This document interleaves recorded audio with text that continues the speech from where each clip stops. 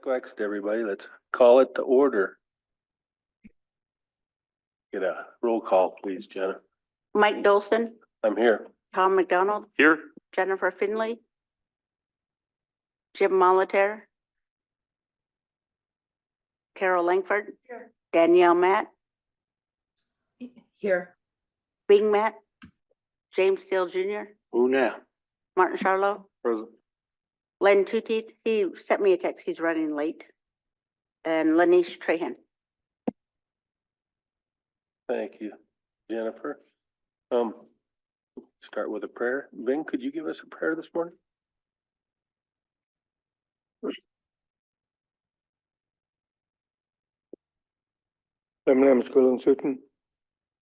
Thank you, Creator, for your blessings that you have given us. Thank you, Father, for giving those that lost their loved ones, the Powell family, Adams family, and the Fisher family, the strength to deal with the loss of their loved ones, Father, Lord. We just ask you, Father, to bless the council today as we have to go through and to work on these Public Law 280 bill and whatnot today. Give us some guidance, Lord, on where we have to go. We just thank you, Father, for watching over our people in the armed services, our law enforcement, Father, Lord. We just ask you to watch over them and keep them safe. We all ask this all in your name. Amen.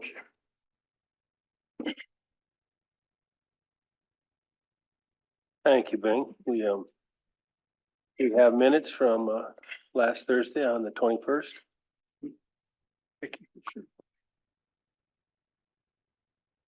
Mr. Chair.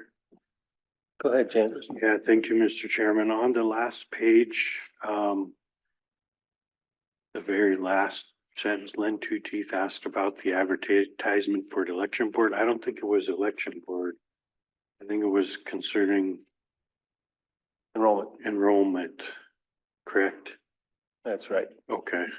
So Abby, could we change it from election board to enrollment? Thank you.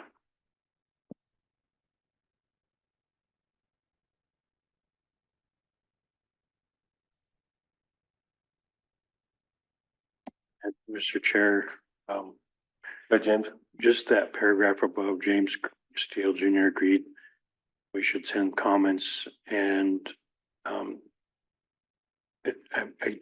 there's no standard understanding of border crossing policies. I guess should say there is a difference between the border standard.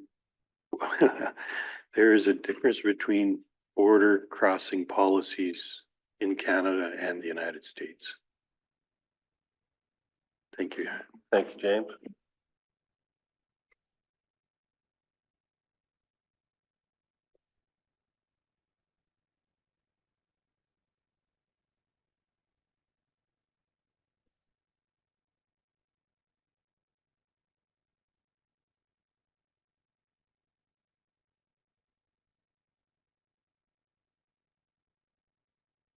Make a motion to approve was it March 21st, 2024 minutes with corrections.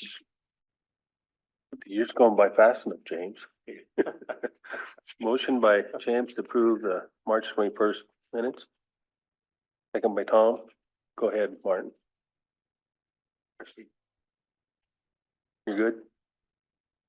I don't mind any changes if needed.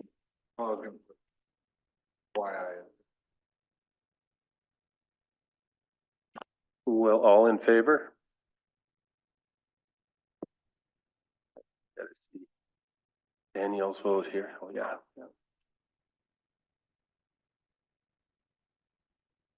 So it's,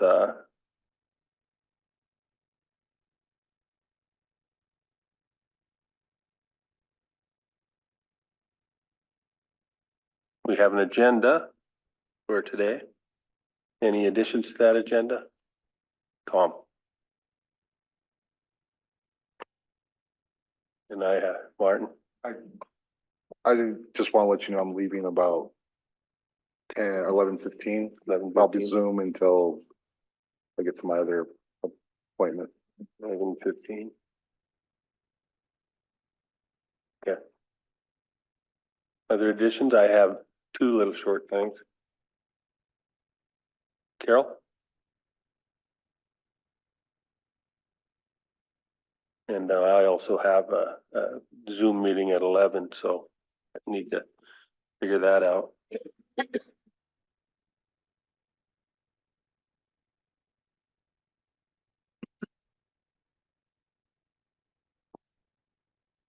Okay, Danielle has an addition.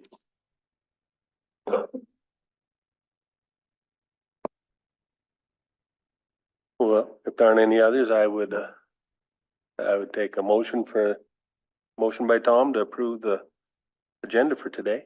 Second by Martin. All in favor? We're all good with Jennifer still out of the room.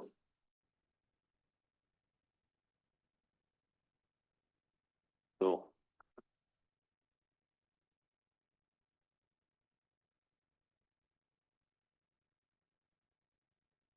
Well, go ahead, Tom. Thank you, Mr. Chair. I just want to make sure we knew what our agenda was for, the quarterly and, the folks that we were looking at honoring or recognizing.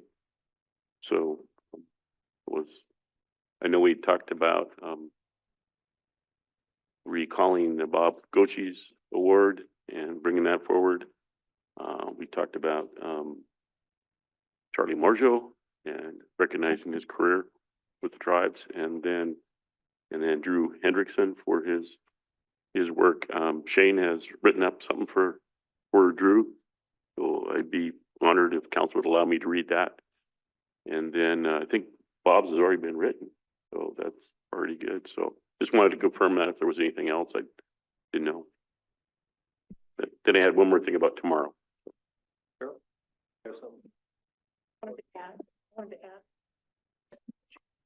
I was hoping that we could get the executives on to report, and then also I would like to see SKMM report to the people. But I think it's important they do those executive reports for Monday morning on everything that they're doing, and then there's a lot of things that's going on. And I think it'd be nice to let the people know that there are things being accomplished. It just takes a while sometimes, and especially like the HVAC. It's working so well.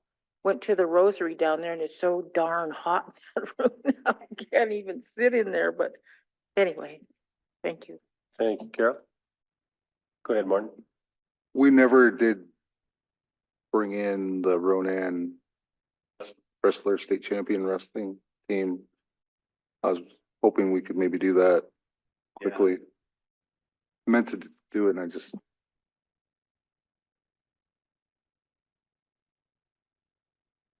I'm imagining there'd be an update maybe on PL 280 that people would want to hear too. So, and I'm hoping after today we'll have something of a report for PL 280. Mr. Chair, I just think it's really important. I'm glad Martin brought that up, that we recognize state champions, youth and honor them and bring them forward as role models. So anytime there's a state champion on the reservation, I think that's just really, at least offer it up. And yeah. Do we have others besides the Ronan girls? Yeah, I don't know. That's a good question. As far as teams, there might be individuals. I don't know, but There might be two-eagle track, but well, that's not yet. We did the Two Eagle cross country. Any individual wrestlers? Thought there was going to be a Ronan boy, but it didn't happen. Yeah, people went far, just not quite far enough.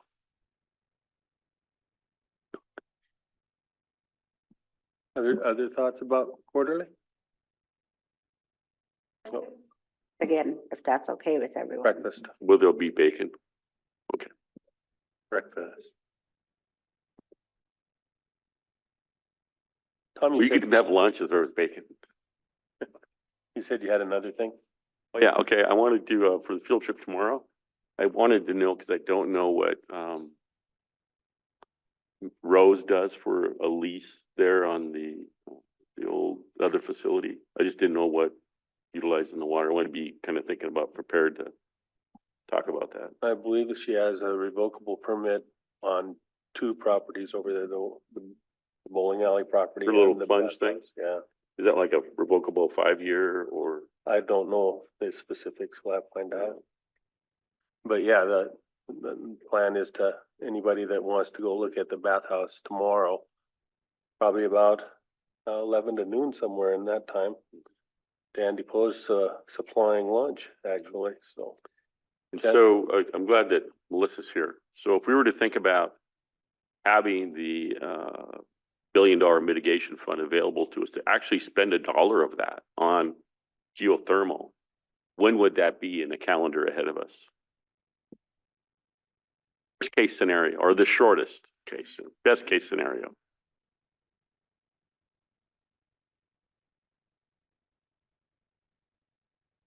As far as accessing the Montana Water Rights Protection Act funding that becomes available after enforceability. All right, so we still have to get through the water court process and exhaust all of the appeals on that. I'm thinking it's going to be at least a couple of years. I am hopeful, based on Judge Brown's accelerated schedule, that we will get a decision out of the water court, if not this year, early next year. At which time we will then have to go through a series of appeals, which usually take about a year as well. So I'm anticipating a couple of years at the earliest. It could be longer than that. Thank you, Melissa. Those are my questions. That helps me guide my conversations tomorrow. Thank you. We got Martin's just timing. Carol. I received a call. I'd like to have this off the record. I'm just bringing it up. Is that Melissa? No, you can stay in. I got a call similar to Martin's call about a week ago, 2 weeks ago on Fish and Wildlife, Fish and Game. And the officers that have left and that are thinking about leaving. And they want to come in and meet with the council. I told them, well, you need to schedule first of all. And then I was also informed that these officers are no longer qualified. They haven't qualified with their guns and they carry them. They haven't qualified for 3 years now. And that is a huge liability on this tribe. And then also the number of people that are quitting and the 3 that are thinking about quitting. So if the council doesn't want to entertain this, I think we need to direct the executive staff, Rick and Tony and Gashola, to sit down with this group of people and find out what's going on. They also informed me that policies haven't been updated or changed. I don't know what policies they're talking about, and I asked him, I said, I'm gonna bring it forward, you know, your name's gonna be out there, Tom, not Tom, but it better get his name right, I guess, TJ Haynes. So to make sure that we have this addressed. I mean, if it's not with us, at least with our executive staff. And there are problems. I mean, everybody can look away and say it's not an issue. It is. I've heard it not only from him, but others, but some of them are afraid to come forward because this is their livelihood. And you know, these guys go to school, get trained, and then if they head out, it's like, what's the point? This used to be, I used to work there. Tom, you know what Fish and Game was like. It was a coveted position to carry one of those positions, and now look at it, it's like people running, but I'm sure Mr. McClure, what's his name? Dan, you know, he has his side of the story, and definitely that needs to be heard too. So that's where I'm at. Thank you, Carol. I brought this up with Rick about 3 weeks ago and he's investigating. So I don't have anything to report right now, but he's aware. Again, that it was brought up. I will. Please. I will. Mr. Chair. Go ahead, James. Yeah, on that issue, you know, I've read the letter that TJ sent. And I literally just now wrote a personal card to him saying, thank you for the letter, you know, and see what we can do because I didn't know if anyone responded to him to this letter. So I sent my own personal letter saying, well, card, we got them box of cards back there, so I just gave it to Jay Blue to mail today, say, basically, I said, thank you for your letter and bring it up with the council, so I appreciate Carol bringing it up, so, thank you. Thank you, James. Danielle? You have an issue? I had Dixon School reach out to me in regards to the fees at the Bison Range. Every year they do their end of school picnic or end of the school year picnic out there at the Bison Range and use the pavilion. It sounds like they did not budget for the fees this year. And the request was to waive the fees this year and they would budget in for next year. Thank you, Daniel.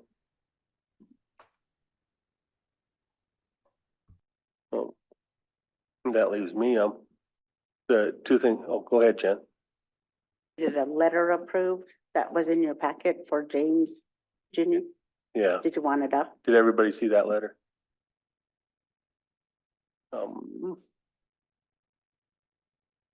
Just nice short, that he's been nominated for, which Department of Interior Secretary, Tribal Advisory Committee, the STAC. We have to notify them and he has to be accepted, so that's all this letter is. I think we just do, is there any objection to sending? If there's no objection, we'll oh, okay. We'll take the motion then. Motion by Carol, second by Tom. All in favor? Unanimous.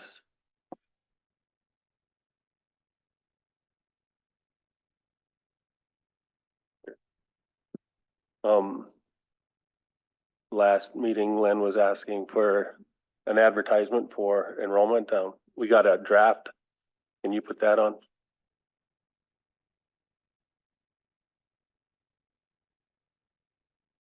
I'm looking for feedback on this as the announcement.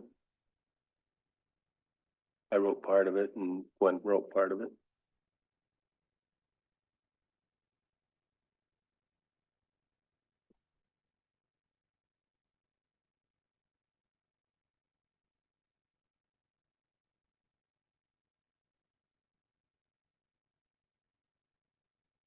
I just wanted short and sweet, so.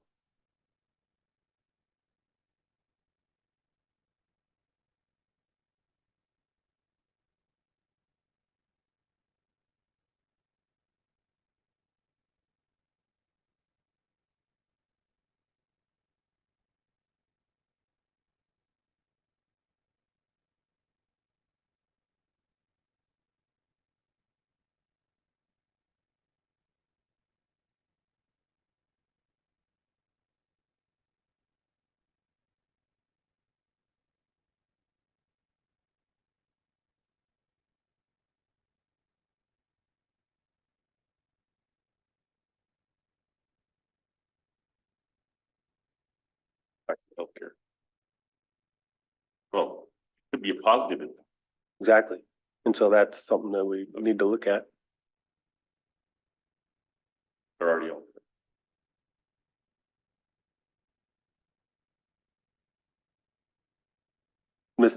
Misunderstandings, yeah. Yeah, misunderstandings or somebody making that type of a comment and then like, well, okay, well, we don't need to look at it. I think everything needs to be looked at to find out what impacts are. Should that section just say that we will be looking at every aspect we possibly can and not specifically say something?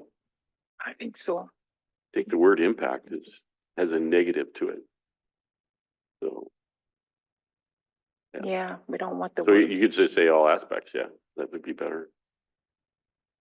Because all you could do is increase healthcare numbers, which increases money. Every program that's based on that, yeah.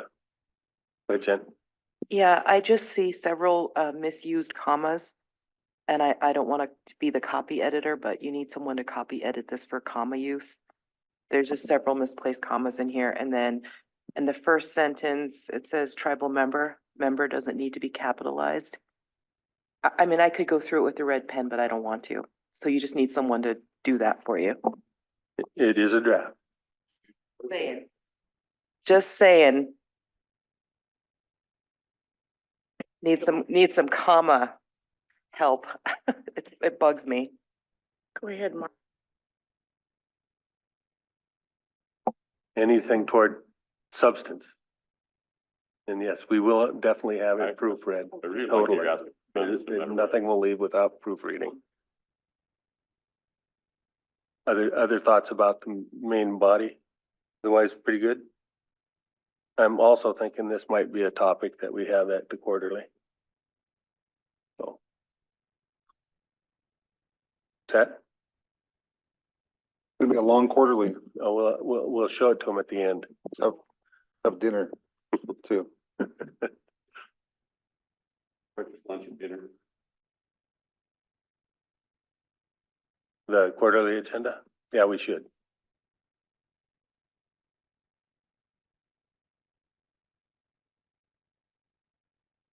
Well, thank you on that. And then the other thing, I go ahead and throw the little bid we got. You Daryl guys Whitworth do and, know you guys are all in open right now, right? You never put me in executive, no, it's true. It's not an executive. That's true. so.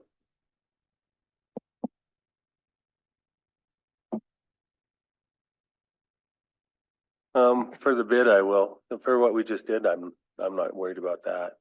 It's gonna be advertised. Yeah, let's go into executive.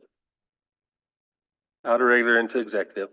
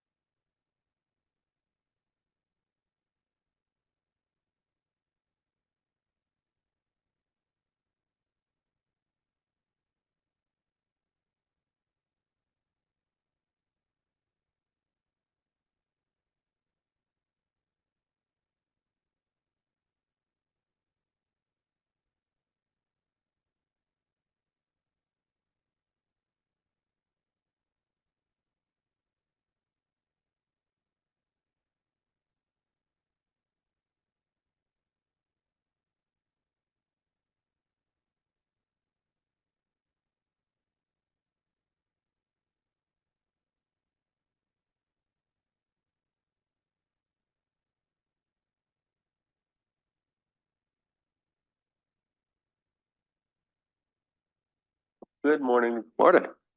Morning. What you got for us? So I'm Zach Underwood from Forestry. What we have going on is just permission to advertise for the South Valley Tractor Logging Unit. It is a part of the South Valley Management Area. If you guys are familiar with that. Grand total, what we're looking at doing in the tractor portion of this sale is to harvest 310 acres of kind of mostly lower elevation ponderosa pine Douglas fir with one unit of kind of some higher elevation whitewood stuff. Grand total in reserve acres, we'll have 5,201 acres left over that will be untouched from the timber harvest. Grand total for that, the Douglas fir and other species saw logs, we're going to be bringing out 14,956 tons estimated. And then the whitewoods, 1,879 tons estimated, for a total of 15,034 tons estimated. So what we're looking for today is just permission to advertise this sale. Questions or thoughts? Go ahead, James. Yeah, thank you, Mr. Chairman. Just, I know we've had this discussion last week, but could you remind me who do we have that's buying timber now? Who do we got left? Yeah, so we have Weyerhaeuser out of Evergreen. We have TRL out of Thompson River. Those are the two main players right now.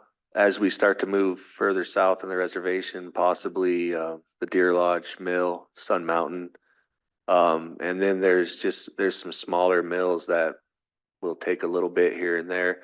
But we have been hearing that they are starting to rally, and there possibly some people that are really interested in buying that pyramid mill and keeping it afloat. One of the investors that bailed him out back in 2000, he isn't ready to give up yet. So he's trying to get a bunch of people together to get a group together to buy it and put in the infrastructure needed to keep it profitable. So we still got our fingers crossed about that. But other than that, TRL, their gates are closed right now. And we know they can get plugged up pretty quick. So Yeah. Weyerhaeuser is kind of the big player right now.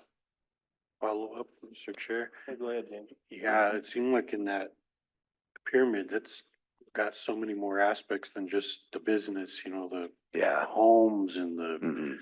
town infrastructure and Yeah. things like that. I'll be curious to see what they can do with that. That'd be Ye- interesting to see. Yeah, and I think that's why their big push will be moved toward an automated system to where they can keep producing more with the amount of workers that they have now. Because we had kicked around ideas with them even about, well, what about man camps, stuff like that, but they don't have a sewer system, so they run Yeah, they run off it's a septic, so. city. Yeah, it's a bigger issue. But anyway, thank you. Yep. I was trying to remember the one in Deer Lodge that you mentioned I think it was last week or the week before. Yeah, That's the one I couldn't remember. Sun Thank you. Mountain, yeah. Yeah, Sun Mountain. We gonna let them sell this or not? Motion. Motion by Tom. Second by Bing. All in favor? I think we're unanimous there. All right, sounds good. And yeah, I could keep coming back every week if you guys want. It's good to see y'all. Have a good one. It's Thank you. Good to see you, Zach. Yeah, good It's to see nice you, to have Mike. someone say something positive about us. That's good.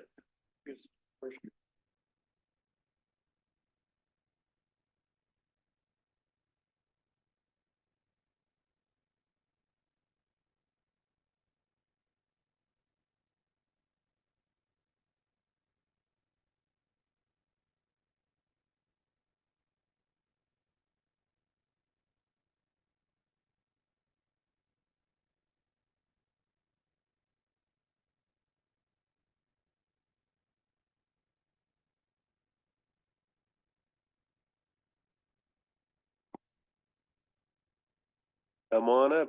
You're up next. Morning, everybody.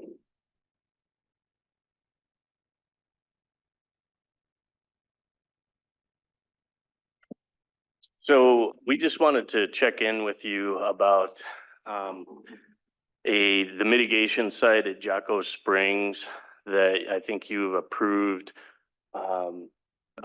tribal staff to go forward with Montana Freshwater Partners and work on a mitigation project. Part of that setup is long-term protection, as you might recall. And the choices that I think you were briefed on were deed restrictions or conservation easements. Those are the two choices that the Army Corps of Engineers will work with, as I understand it.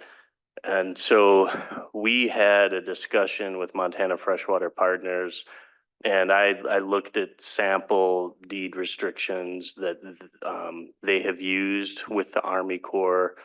And I spoke with Dan Decker and Zach Zipfel about deed restrictions versus conservation easements to figure out what might be the best path forward. And it seems to me that we could have a better arrangement under deed restrictions. If this can proceed the way that I think it can proceed, we should be able to put a restriction, the tribe should be able to put a restriction on your property that would involve 5 years of monitoring by Montana Freshwater Partners, and after that, nothing. So to me, that seems like the preferable choice than having a conservation easement where you are going to have a third party that could enforce that easement in perpetuity. So my recommendation to the tribal staff and what we wanted to brief council on and get your direction on, or see if you had questions, is whether you would be in favor of this. The other factor is, so as I understand it, this is fee property, and the tribes will want to put it in trust. And so I spoke with Dan, and he told me about a situation about 15 years ago or so, where, as I understand it, the tribes did an exchange with a tribal member, and the tribes put a restrictive covenant on the tribe's trust property in our Lee in order to bring the appraisal down so you could have a like value exchange, which is what the tribes wanted to do at the time. So the tribes were able to put the restrictive covenant on the trust property and then do the exchange with the tribal member. So what that tells me then is, if the tribes are able to do that, if we have a deed restriction on fee property, that shouldn't be problematic to have it put into trust. And I know that the tribes have put at least one property into trust that had a conservation easement, so that path has been trod before, and that should also not be a problem. But I'm also just expecting solicitors to throw up issues regardless of which way we take on this. But it seems like neither of those are insurmountable. So it seems like you should be able to do this with either path. It looks to me like the deed restriction would allow you to not have third parties involved after 5 years. So I wanted to make sure that you were all either comfortable with us proceeding with that, or if you have questions or a preference for one form of protection over the other, that we could field questions or pursue concerns if we need to circle back with the Army Corps or Freshwater Partners. That. Anybody have questions?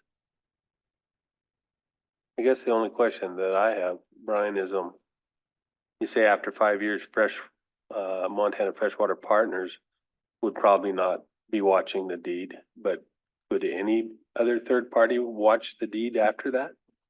Yeah, I think no. So the terms of the deed restriction I saw that Freshwater Partners has been involved with and Army Corps is blessed and they're fine with, that had Freshwater Partners involved for 5 years. And then I think do you recall if they were still involved after that?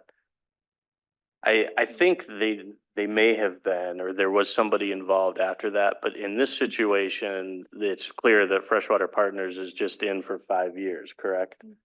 So in our situation, after 5 years, there will not be a third party. Nobody else should be able to enforce that, as I from what I know of deed restrictions, I don't think anyone else would have standing to enforce it. There wouldn't be anybody that would be contractually, for lack of a better word, that by the terms of the deed that could enforce it. Montana Freshwater Partners couldn't come back in 10 years later. Army Corps they wouldn't have standing to enforce your own deed restriction. These are the types of things that we're gonna have to explore, and we have to make sure, I think, that Army Corps is okay with nobody else enforcing after 5 years. But from what I'm seeing, that this may be an acceptable path for them, because they know that Montana Freshwater Partners would only be involved for 5 years. So I think they're on board with this, and they need to have, they had a bad experience in another situation where they didn't determine the actual vehicle for long-term protection until late in the process. They couldn't agree on it, so it kind of fell apart. So in this process, they're asking the tribes if we can identify which vehicle we would like to use. And it's not locking us in, but they want to know. So if you're okay with this path, or whatever path you want to direct us on, we'd like to just send them a letter or an email saying the tribes are going to pursue a deed restriction with this, or a CE if you prefer, and let them know so we can continue the process. Because as we understand it from Freshwater Partners, Army Corps doesn't want them to spend time or money until we have a vehicle choice. Other questions? Go ahead, Tabitha. I'll just add some nuance to that discussion. If, regardless of whether somebody was capable of or able to enforce the deed restriction, the tribes would still have the long-term requirement to maintain the credits. So it would be in our best interest for us to enforce that deed restriction on ourselves, because we would still be liable to maintain those wetland credits in perpetuity. I guess that's where my question goes. If we're still liable, who would enforce that liability? So, and I'm really glad you brought that up, Tabby, because that is responsive to your question. So the other part of this, so the deed restriction, at least the way it was structured in the version I've seen that the Army Corps and Freshwater Partners have been involved with, references a separate agreement. And I believe it's the agreement that's going to set out those liabilities. So yeah, I was probably glib when I responded to your question about nobody else being able to enforce it, but I believe how this would be legally structured is they would not have standing to enforce the deed restriction. They would have standing to enforce their agreement with us. I'm not sure there's a huge difference at the end of the day, but there probably is some differences that I just can't articulate right now in terms of them not being involved in your ownership of the real property and not having a property interest. They would have a contractual interest. So if they wanted to enforce something, I guess the way this would work is they could, in theory, take an action against the tribes to enforce their agreement. And the tribes might be forced to, if you say sold this property or put a nuclear reactor on it, to go find another place to mitigate to honor your agreement, but they won't have any way to kind of put their fingers in your actual ownership decisions for the property. So I guess that's the distinction. That makes sense to me. Any other questions?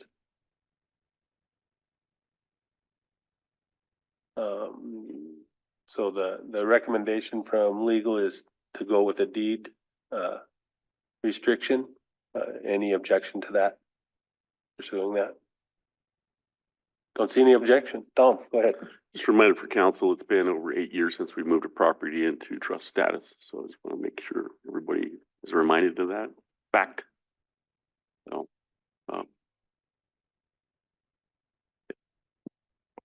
Thank you. I think you got your marching orders. Thank you. Thank you all.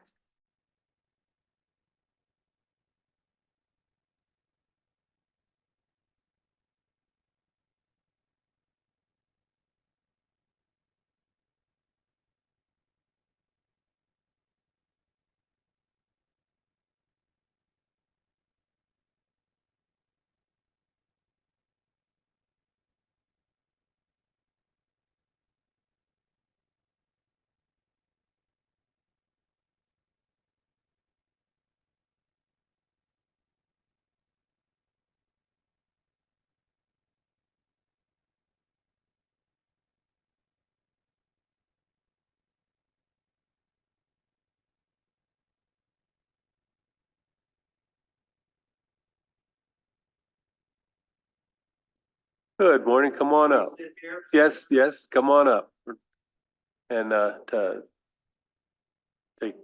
keep our, folks happy, you gotta push the button that says talk.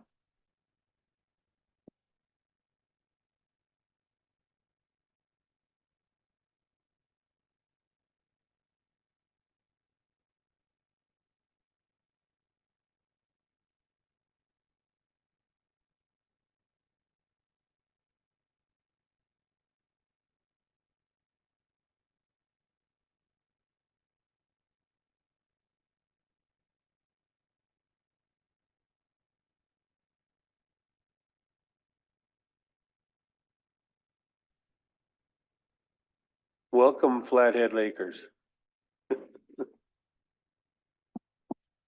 Mr. Chairman, we're ready at the council's convenience. We're ready for you. Go ahead. Thank you. Mr. Chairman, Mr. Vice Chairman, council members, good morning. Thank you for your time. My name is Rick Smith. I'm here speaking along with the Lakers. We just have a few brief comments, discussions, and wanted to formally introduce ourselves. I'm going to ask the other Laker members, these are our boards, just to introduce themselves. Ano, push the red button. Good morning. Good morning. My name is Ano Wieringa. I'm also on the Lakers board and I was the one that kind of worked with Jennifer to get this. Thank you for having us here. Yeah. Okay, I'm Brian Campbell and I live up outside of Polson on Finley Point, and I just became a member of the Lakers last summer. So glad to be here. My name is Mark Peterson. I'm originally from Minnesota. Spent 4 years in Great Falls working, and now I've moved out here and live pretty close to Brian in the Finley Point area. Nice to meet you all. I'm Marilyn Roberts. I live in the Big Arm area and I've been on the Lakers board for over 3 years now. Thank you, Mr. Chairman, again, and council, thank you very much. First of all, the Lakers, Flathead Lakers, would like to acknowledge that CSKT is a sovereign nation, and we acknowledge that and provide all due respect and protocols to that. Honestly, I've been frankly embarrassed at some Senate meetings a few times and saw when Chairman Matt was there addressing Senate committees and the treatments received. So we just wanted to be very, very clear on that. That's the Lakers' view. We also wanted to thank Brian Lipscomb. He's come to several of our board meetings. We've had tremendous conversations. It's been very educational for us, and we really appreciate that. Briefly, some of you I know and some of you I don't. Councilman Steele, good to see you again. I believe for a long time, and people tell me this is naive or ignorant, but I believe for a long time that this valley can be an example for the world with a different nation, with different cultures.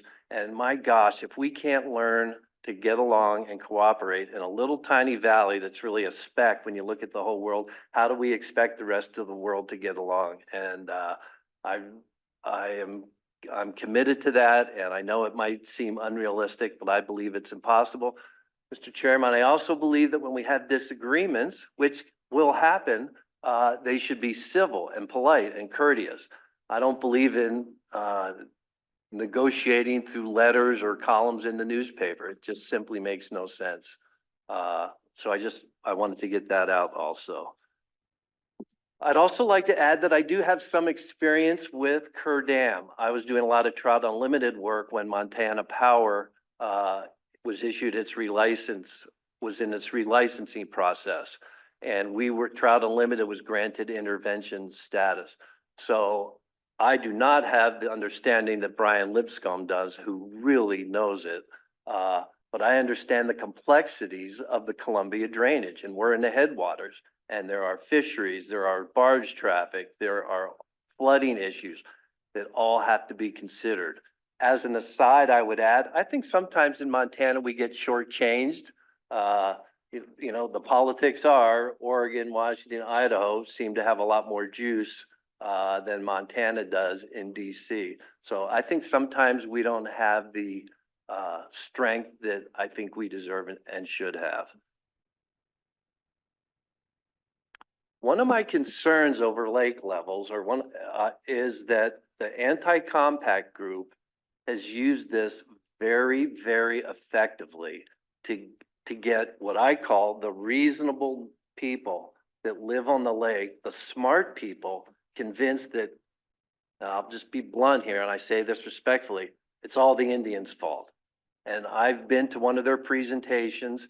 It's a PowerPoint. It's very slick. It's really good. And I was at one where there were a couple hundred people, and I'm very concerned about that. They are using lake levels as another avenue to go after the tribe. And it's something that I'm aware of, and I'm sure the council's aware of it, at least I hope you are.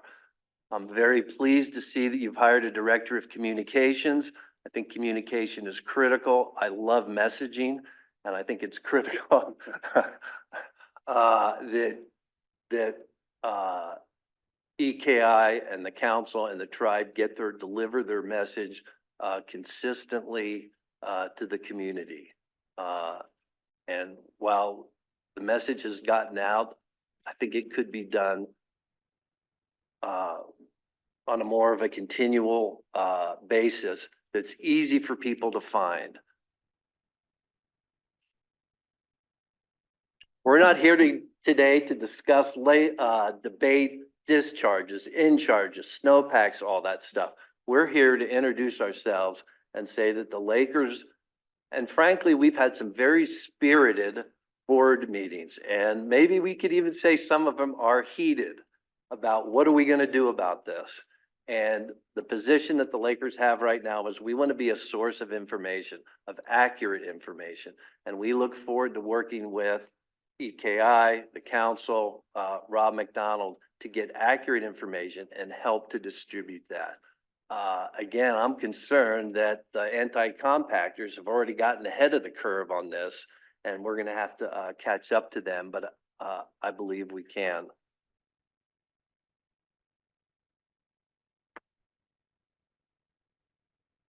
The Lakers would like to see and acknowledge, I don't like to use the word climate change. I am amazed at the number of intelligent people that simply, as soon as you say climate change, they turn off. And that's reality. And I have to accept that. I like to use trending or changing weather patterns, but I am amazed at the number of intelligent people I know all around the country that just simply will not acknowledge the existence of climate change. So the Lakers acknowledges changing weather patterns, and we're going to have what I think are going to be earlier runoffs. We're going to have less and less snow.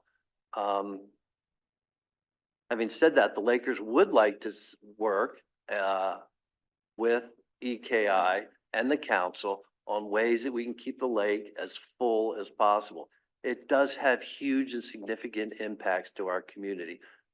At the same time, we understand changing weather patterns. We're not ignoring that.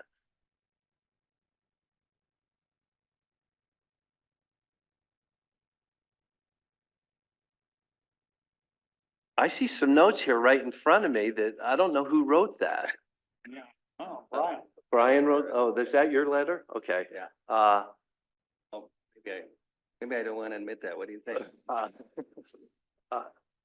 That's all we wanted to say. We'd like to open up dialogue with the council, with EKI and Rob McDonald, and have continuing discussions, be able to obtain accurate, up-to-date information that can be provided to the public so that real information can be distributed to the community. That concludes my remarks, Mr. Chairman. No, I want to thank you for your remarks, Rick. Very much welcome them. It's wonderful to have the attitude that you're bringing to us. And you talk about those that are detractors. We've had those for hundreds of years. We know that. They're out there. But we also are wanting to keep the lake as full as we possibly can, given the parameters we got to work with him. And you talk about getting the word out. Well, Representative Finley was saying that today, that we have lots of avenues to get the word out, and so we're hoping to do that in a better way as well. Any other folks wanna, go ahead, Carol? Yeah, thank you, Rick, for coming and the rest of the group. Is there anything in particular that you need right away? Information from us that will be helpful? Well, Because definitely that's what we want to do, is provide the information that we have that's accurate. yeah. Yeah, that's a good question, and then I'm gonna put it back the other way, because we're gonna ask you what we might do that you see that we could help. But one thing that I struggle with a little bit is, Rick mentioned, we've always said, forever we've been working on trying to have the lake full or nearly full in the summer, and it's part of the industry and everything, and we've always, now this issue is so divisive that we're afraid to say, we think it's a nice thing if the lake's full in the summer, as long as it's, the power EKI can run, and as long as there's enough water, and we're actually, as an organization, kind of afraid to say that anymore because it's so divisive. And, I had talked to Martin once about it, and he said, well, I like it if it's full in the summer too, if there's enough water. And so I said, if as an organization, we would always say, we would never just say, we want the lake full in the summer. We would say, like the lake full in the summer if there's enough water and all the obligations have met for downstream flows and power and everything. It seems reasonable enough. That's one thing we've been struggling with as a group. Go ahead, Martin. Thank you, Mr. Chair, and Rick and the rest of your crew. Ano, I've worked with Ano for probably last almost 4 years on aquatic invasive species committees, and gotten to know him pretty well over the last few years. And really, yeah, I appreciate the kind of the frank conversation here. I think, yeah, even the state at some of these meetings, we can't say climate change, and state employees aren't supposed to say that either. That's a directive from up top. And so, yeah, we're in the middle of a kind of a transition within the state itself, even with the AIS funding and those kind of things. And that's something, that obviously we want our lake to be able to recreate, but we also want a clean lake, and we want to keep it clear of all the, invasive species. And that's something you guys can partner as well. And Ano's already there, but, definitely supporting those, those kind of things, and just, word of mouth. It's amazing how much, just talking to people and finding something you can find common ground on, even the people that are the furthest to the right or furthest to the left, if you can find some common ground, parents and children is something I always work with. It's something that, if you can connect there, everyone's got a parent, most people have kids. And so that's something that when I go to divisive places, that's always what I try to do. And, even in some of these committees that have kind of offered up the support to the tribes on some of these issues. And it's like, we don't want to politicize those too much because, like I said, the administration right now is not,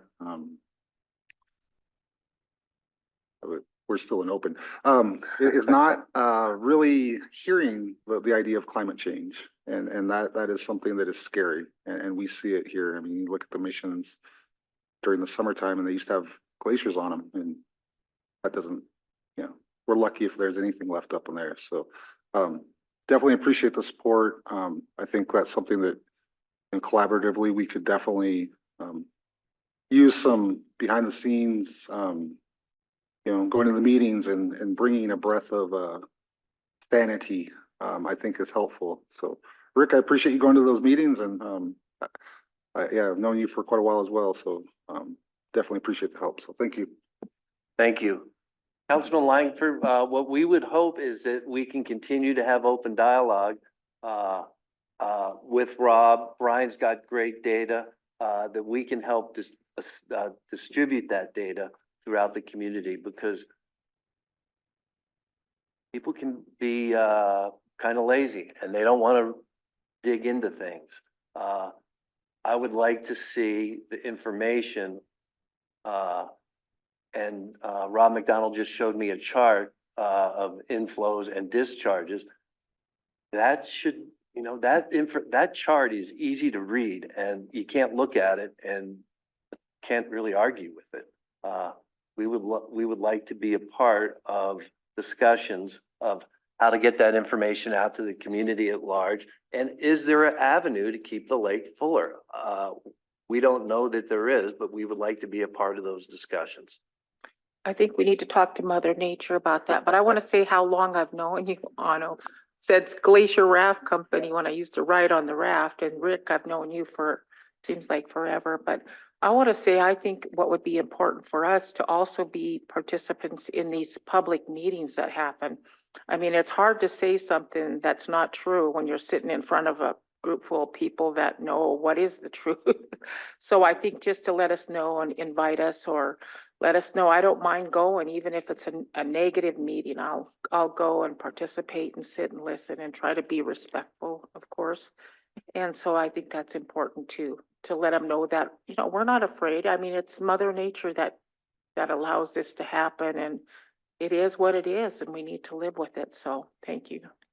Councilman Langford, I really agree with that. I was at a compact meeting a long time ago, and a realtor, I won't identify who, from St. Ignatius said, "Oh, I just took my buyer into the BIA and got their water rights." And there happened to be a tribal attorney in attendance who said, "Wait a minute, you're completely misrepresenting to that buyer. They did not get water rights." Agree with that, and that's a good idea, and I even took notes, so thank you. Go ahead, Owen. One more thing here, a couple things, in getting this information out, we've, on our website, we've been working really hard to have it be a one place where people can go and hear the whole story. And I gotta thank, Eve James from EKI. We've reached out to her several times and she's helped us with. So we have all the information, links to all the information sites that EKI and Corps is using, and we're trying to polish that up. And like Rick said, get that to be a place of neutral information and factual information. So that's, we really appreciate that help that she's given us. I appreciate that, Owen. Tom, you wanted to say something? Yeah, thank you, Mr. Chair. Thank you, Lakers, for coming in. I think you know how I feel about the Lakers. I support the Lakers 100%, and I really think it's I would say, Anna, of course, I've known a lot of you, and Brian, I want to say this right away, Brian, right? Thank you for Mission Valley Live concerts. And I really enjoy that. We have one tomorrow night. Oh, yeah, no, it's coming up. Yeah. Thank you for doing that. And it's good to meet you, Mark and Marilyn. But I've known Anno again from back in the decades and decades and decades ago, being a river rat. And of course, Rick, being a Polson guy. But getting the information out, it needs to be factual.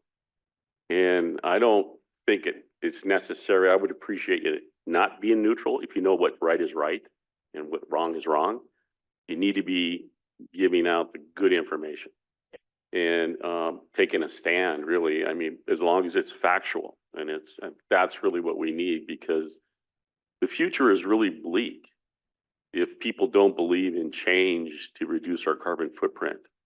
And this is just like one canary that's happening right now with the watershed and the dramatic forecasts we have for our future 100 years from now is not one you want to look at.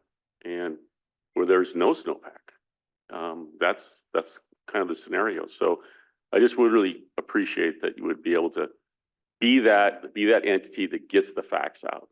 And facts are hard to come by anymore. I mean, journalism is suffering, and people post things and they Facebook stuff, and it's just, it's lies and it's not factual. So the Lakers can play a critical role for getting facts out that are accurate. And, it doesn't take a lot of rocket science to be here for a long time and notice the snowpack going down, and notice the glaciers disappearing in Glacier Park, or seeing the Going to the Sun Highway open up the earliest it's ever opened. Those are trends and that say, hey, something's changing. It's not just one drought in a 20-year period. it's a long cycle. One of the dirty secrets about snow survey, because I used to do snow survey measurements, is when we say, oh, it's 80% of average snowpack this year. Well, when they say that, it's not average of since we've been taking snow measurements. It's the last 20-year period. So if you've been in a long drought and it's every 20 years it keeps going down, we're misrepresenting what's actually going on out there. And when you're in the snow business, I used to do, ski patrolling and, do all that and snow measurements. That I always found that disingenuous, what we're reporting as the USGS surveys or, records. But that's what it is. And we should say, what is the average of the last 100 years is what it should be. But so that was kind of information, especially with the snow. I mean, if you just lay information out on snowpack, just put that out there constantly, because that's our big reservoir. It's not Hungry Horse water. It's not the 10-foot storage in Flathead Lake. It's that snow lying up in those mountains up there. And the forecasts are bleak as we go forward. We're going to shift the paradigm to rain. And that's all the models I looked at. We put together a pretty good climate change workshop for Indian country all across America. And it's at the college website. And it's got great information in it if you have never been to that. I think I mentioned that to you, Rick, before. No, I haven't? No, I did? I don't think so. What's the name of it? SKC. I can find it, Mr. Vice Chairman. Oh, yeah. That's a great information to lay out to the members of the Lakers, and great information that could be out there for most folks. But that's the kind of information that people need to have. But like Otto knows, when we were rafting back in the day before there were any flow requirements, we would catch a wake coming out of that dam and they'd turn off the water. Right, Otto? I mean, we'd time it. Hey, let's get that 10 o'clock flow, ride the wave. And, that's when, Trial Limit gets involved. We can't be killing a river to maintain motorized recreational boating on Flathead Lake when the lake's still boatable, even if it's only 2 or 3 feet down. It's crazy to me. So those discussions and points need to be brought forward, and neutral parties like the Lakers are critical to telling that story. And I just appreciate everything the Lakers do. And Ian, I'm sorry, excuse me. yeah, go ahead. I have a question. I scratched my head over this and I would love advice from anybody. I continue to be amazed at the percentage of the population that simply won't acknowledge, and I'm not going to use the word climate change, changing weather patterns. I don't know how those people can be reached. And these are often smart, intelligent, successful people that I don't know how they can be reached, how they can understand that it is real and not a left-wing plan, conspiracy. Thank you, Brian. Do you have any advice, Mr. Vice Chairman?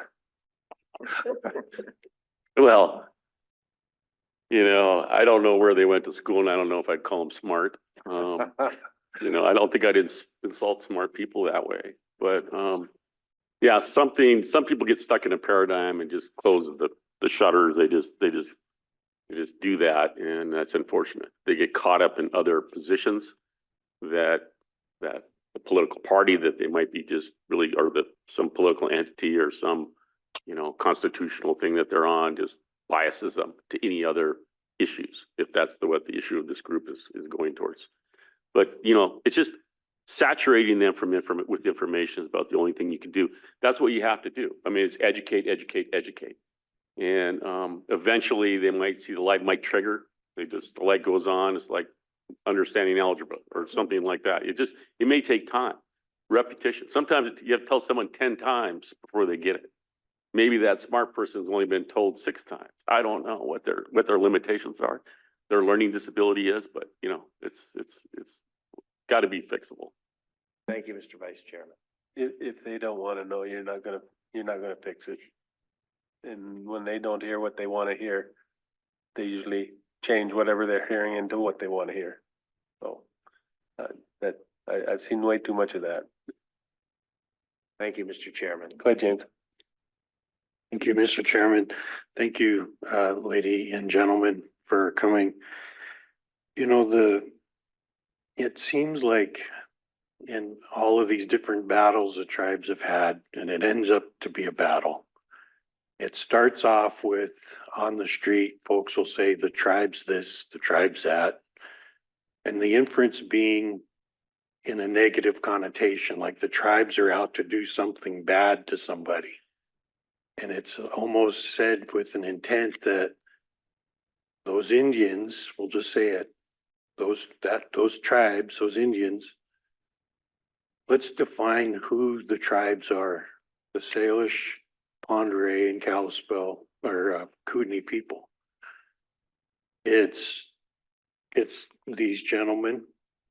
It's those pictures back there. It's those council members in the past that we have on the wall. It's our Two Eagle School. It's Mission Valley Power.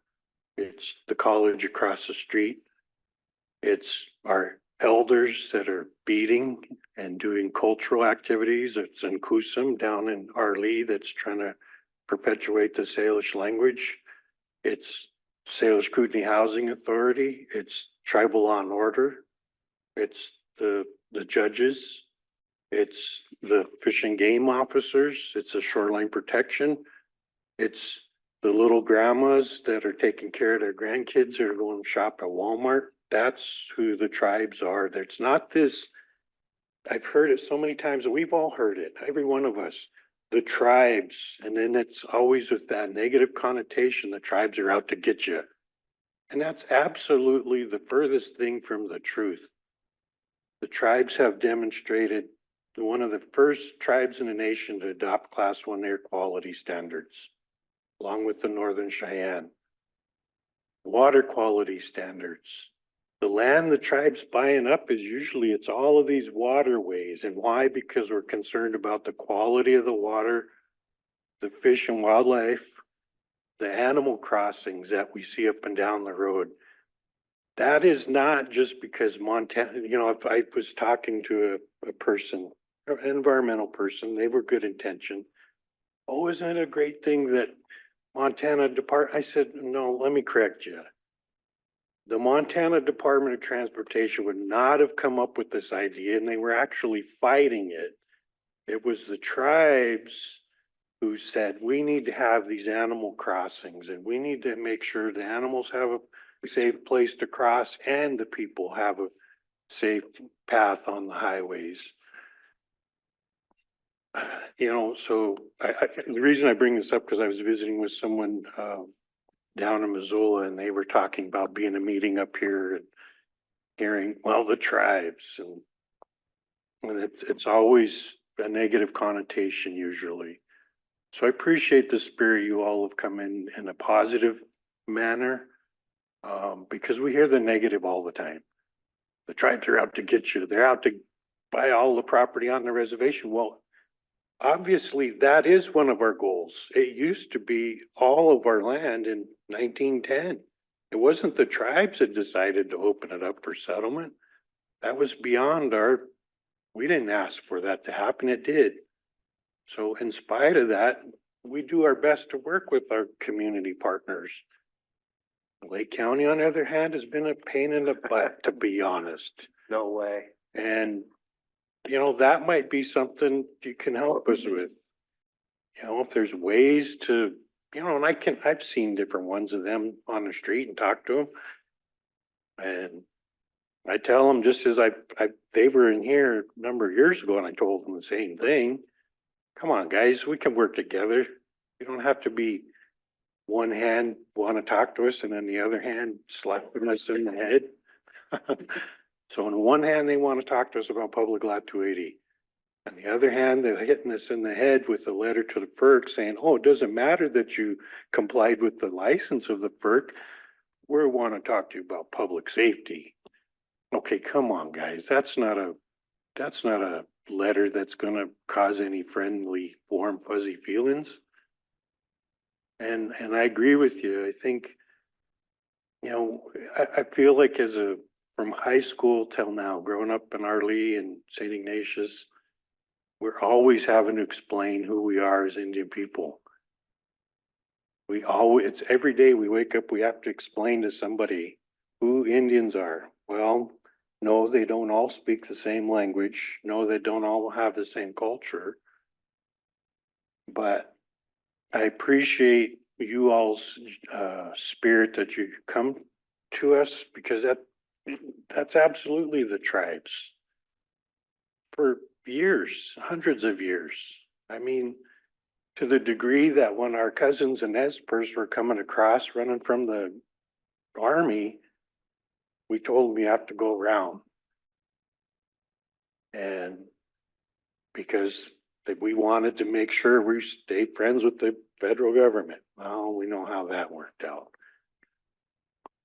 Yeah, you know, so, and we realize honestly, we talk about building bridges, but I think the county needs to work on building the bridge from their side.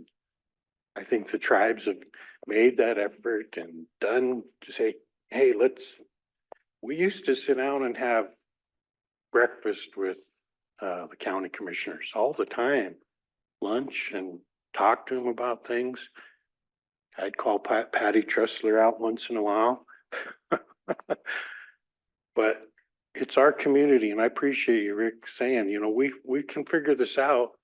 It's a rough little patch right now, but we'll figure it out with the commissioners somehow, or we figure out how to elect different commissioners. That might be the thing. But thank you, lady and gentlemen, and thank you, Flathead Lakers, for all you do. And I was reading the other day about the wastewater, you know, that whole situation. And that's an important topic for the quality of the water that we all enjoy. So thank you. Mr. Councilman, just quickly, during the compact negotiations fiascos, I mean, the big rumor was, and I say this with respect, the Indians are gonna put meters on every well in the valley and pour concrete down the well coasting, well casings. And that had legs. People believed it. You didn't get your meter yet, Rick? I'm waiting for it. I think tomorrow's the day. Go ahead, Mr. Chair. Paul. Thank you, Mr. Chair.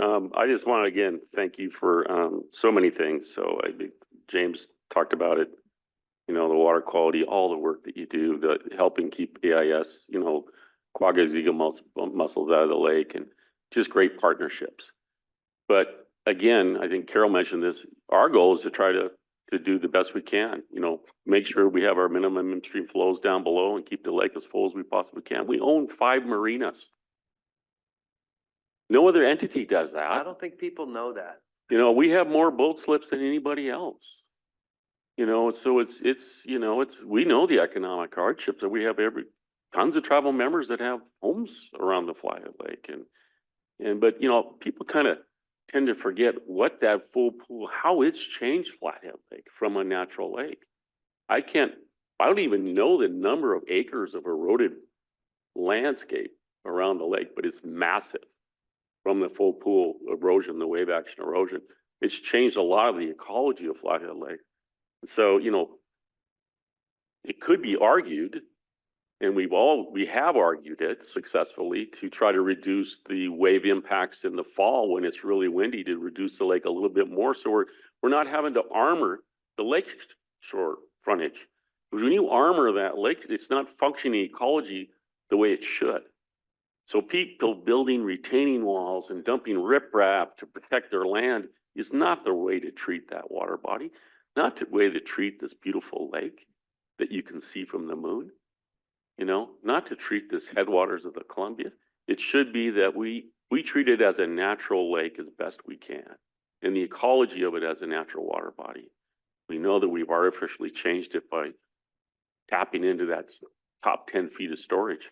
But it was a rare event for that lake to be full under natural conditions. And so it's a big change. So, you know, being able to maybe the betterment you can think of through drought versus climate change language is that we're going to lessen the erosive nature of that unnatural full pool elevation during the summertime that's occurred for the past 50, 60 years.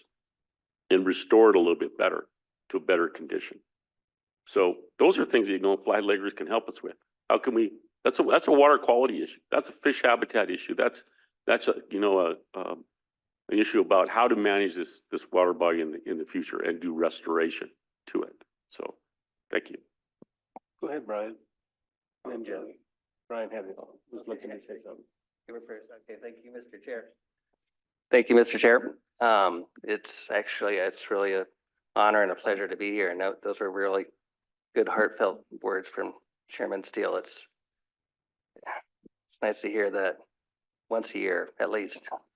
So, and I was just going to address some things Chairman McDonald was starting to talk about environmental issues, and of course, and it's kind of segued into one of my concerns with the lower water level. And I think it was Chairperson Langford that mentioned that we need to find some common ground. But my little thing that I've been, if you could indulge me for a little while, that I've been investigating is, it sounds very possible with, okay, I'm going to say it, Rick, climate change, that that's going to be our situation, and floating docks might be what we see on the lake.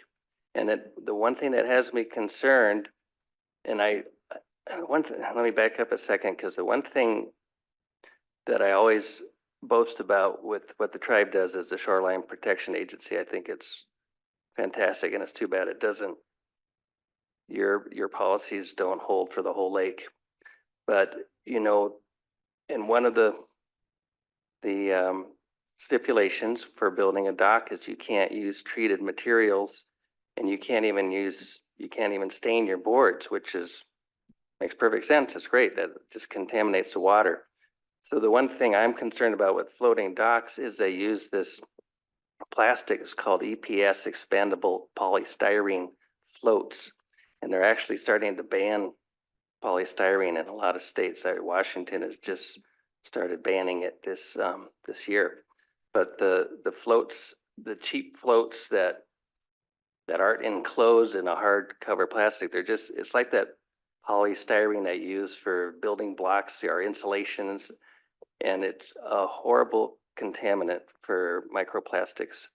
And so I was just thinking maybe we could get with the Shoreline Protection Agency and say you can build floating docks, you're going to have to, but you can't use this expanded polystyrene floats. So, maybe that would be some common ground that we could help with. Jennifer and then Tom. Yeah, I just wanted to introduce myself. My name is Jennifer Finley. I'm the councilwoman from Polson, and I don't think I've met any of you. Probably not. So nice to meet you. And I think having you here gives me a great deal of hope, because it gives me hope that there are good people in our community who care about the truth. And I don't think that, when you're little kids, I grew up going to the Catholic Church, and, you're just really inundated with how important it is to tell the truth.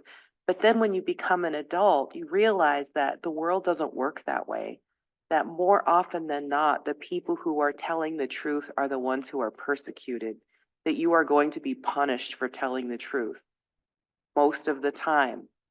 But I still think very deeply, morally, with every part of myself, that telling the truth is important, and that telling the truth matters, and that people who tell the truth, no matter how small of a group they are the people who can change the world, and that the world is depending on us.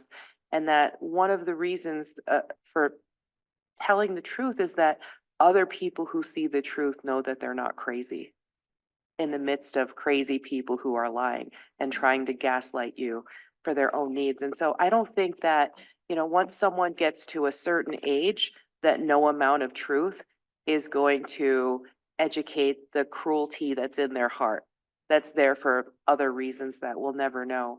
But to me, I think, how do we convince people that climate change is real? I think the younger we reach people, the better. And so if we can find a way to reach children with this message about climate change, and I think a lot of young people are way ahead of the adults on this matter, but how do we, and there's a lot of momentum with young people now raising the alarms and really calling adults to the carpet for their inaction. And I think, how do we harness that momentum that's already there? And how do we be more strategic about working with young people and reaching even younger people? And I'm really glad that EKI hired Rob McDonald. He's amazing. He's really wonderful and really great at what he does. And, you know, one of the things that I brought up this morning is, how can we as a tribe be more aggressive with our messaging? Because we are excellent stewards of the land. And typically indigenous people are 6% of the world's population, and indigenous people protect 80% of the world's biodiversity. And we are among the poorest people in the world. And we do not exploit our land for financial gain. We still protect it, even when it would economically benefit us to destroy it. We do not. And so we are the best stewards of the land historically and worldwide. And so I think there's a lot of opportunities. And, you know, we have the Bison Range, we have the Quatucknuck, we have these places where we interact with a lot of people. And we have these opportunities to really educate people about climate change, about our history of stewardship. And I think maybe there's some opportunities for partnership there. And how can we think creatively about how to reach younger and younger audiences? Because, you know, the anti-smoking campaigns that I had when I was a child are the reasons I don't smoke as an adult, because it worked on me. It made this indelible mark in my brain of, you know, someone on a breathing machine, or, you know, someone looking super old from smoking. I thought, okay, I don't want to do that. And it affected me. It made this really indelible mark in my brain. I never forgot it. And so when you reach people who are young, their brains are still malleable and impressionable. And you can give out materials. I mean, so I think that maybe there's some partnerships there with CSKT and the Lakers. How could we develop materials for children that educate people? Is it a comic book? Is it like going into schools and doing presentations? Because those things really do make a difference, I think. And there's some opportunities there. And so thank you for coming here. And, you know, and my background as a writer, I'm the author of 5 books. And so I really understand the value of communication, and no matter what the outside world says, I still value telling the truth. The truth matters. So thank you for that. Thank you, Councilwoman Finley. No, just quickly, I wanted to, thank you, Mr. Chair, respond to Brian's comment, which is a great comment about floating docks. I tried that many times in my management around the lake. And I ended up cleaning up the floating docks left over from our Blue Bay Resort facility back in the 80s. There was a floating dock system there in that marina. And we tried to hold floating docks at our Sailors Point boat ramp that we built. And it's really tough to do. I wouldn't recommend floating docks for anybody in Flathead Lake, and then unless they're in a really protected spot. But the microplastic thing is a great issue, and it should be a consideration. It should be brought forward to the Shoreline Protection Board. So what I recommend to people is rail system docks and shore stations. So it's something that's less intrusive and, you know, more environmentally friendly. Let's just extend the docks out a little bit for a shore station, lift your boat in and out, and that way you can still get in your boat, drop down into the water, use it for the maybe even, you know, 5 feet of variance in the pool elevation, or a rail system type dock like we did at Blue Bay. Blue Bay has a rail system courtesy dock that goes down to the 10 feet below the 10 feet down. So that's what I would advocate for. And so that would be part of that education that the Lakers could do. I mean, you should bring that forward and say, you know, look at structures that are going to be really environmentally friendly. And even if it wasn't prohibited, it should be a choice that a person makes with that education behind them, that they don't even think about that. So that's a great comment you had, Brian. Appreciate that. Carol? Yeah, I just wanted to say, I'm not going to repeat it, but yeah, I wanted to make sure we acknowledged your comment that you made, Brian. And thank you, Tom, for knowing so much about it too.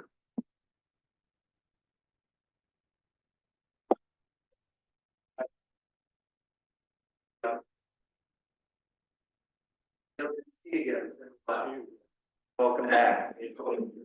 Go ahead, Ono. Well, I have to interrupt because, and you know, you'll give me the hook in a second, but I gotta, you know, we've come around to talking about all the importance of the water quality in the lake and all the thing. And you know, we struggled that we're spending too much time talking about this lake level issue. And so before I go, I'm gonna give you our map and that talks about all the things that we work on as the Lakers.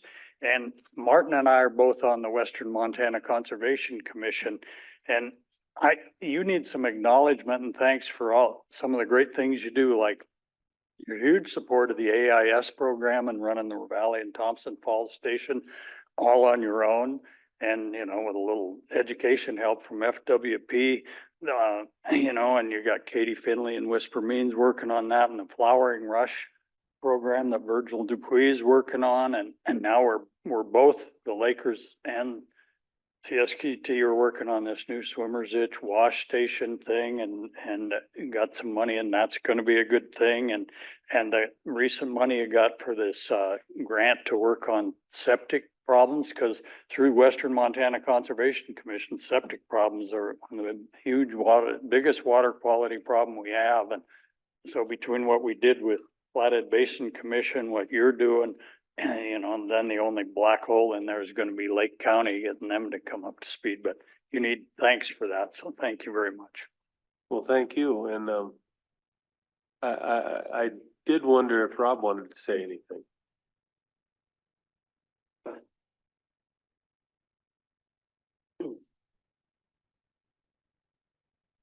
Thank you, Mr. Chair. Rob McDonald, Communication Director for Energy Keepers, hired by Energy Keepers, a separate entity than the tribal government. So maybe that's my first order of trying to keep all the pieces that are spinning around in place and in order, because I always say the tribes, we're large. There's a lot of moving pieces and people tend to want to simplify and lump everything together. And the mantra in communications that you try to look out for is you see folks who live by never let facts get in the way of a good story. And there's a lot of good storytellers in our community that don't really care too much about facts. So thank you for the vote of confidence. I hope I can live up to the reputation that you've thrown out here. I'm humbled. Thank you. But the second week with Energy Keepers and definitely a lot of things to hopefully move forward. And it was kind of sad to say farewell to my past job in natural resources. But I think there's always a home there for me, I was told, and I'm glad to hear that. But I felt I couldn't say no to Energy Keepers in the situation in the community. So I applaud you for being here. Allies are critical. I hope you can touch other people and realize this is not an us, them, it's a we, and we can find a way to make this work. Us, them tends not to find a solution. So thank you for taking the time and I deeply appreciate it. Thank you, Council. Thank you, Rob, and thank you, Rick, Ono, Ryan, Mark. Thank you, Mr. Merrill. Chairman. Thank you, council members. Appreciate it. Have a great day. Be safe.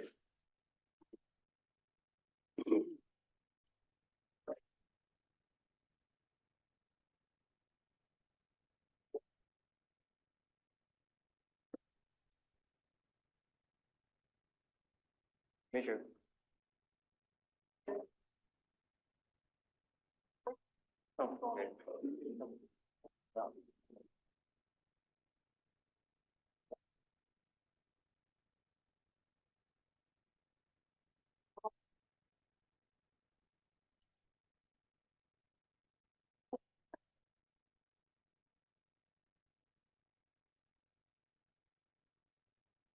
Yeah, a little bit.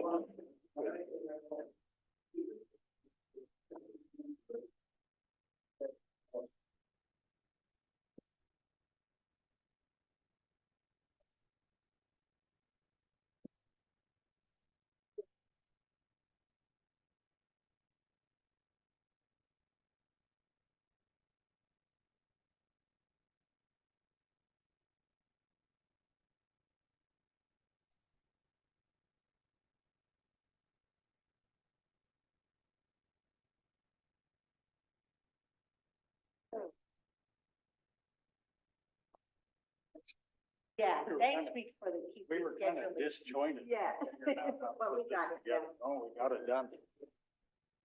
Mike, can we go into executive for legal update?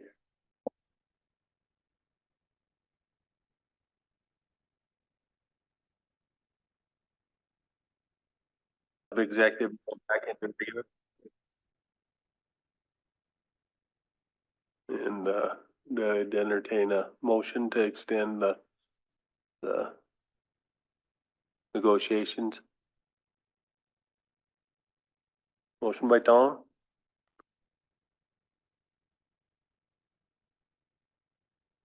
Second by Bing.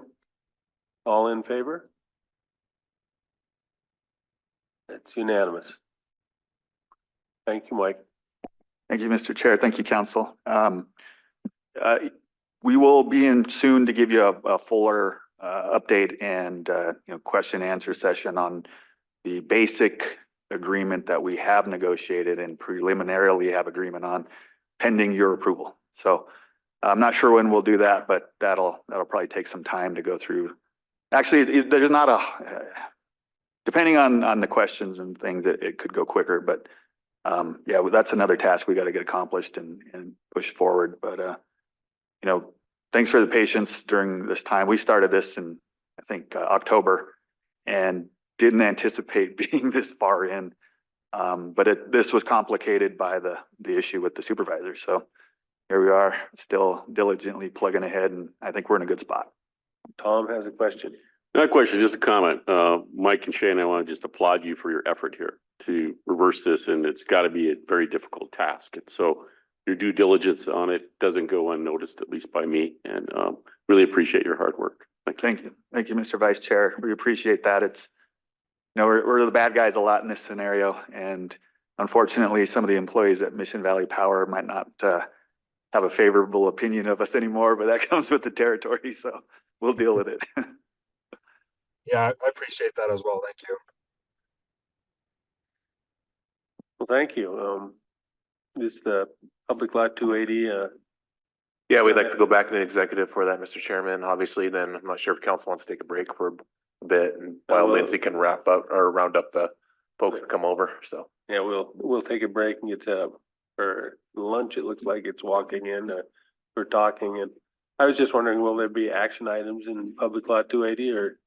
that'll be up to council at the What's towards that? the end. That'll be up to council at the end. So Oh, okay. Yeah. So should we go into executive now?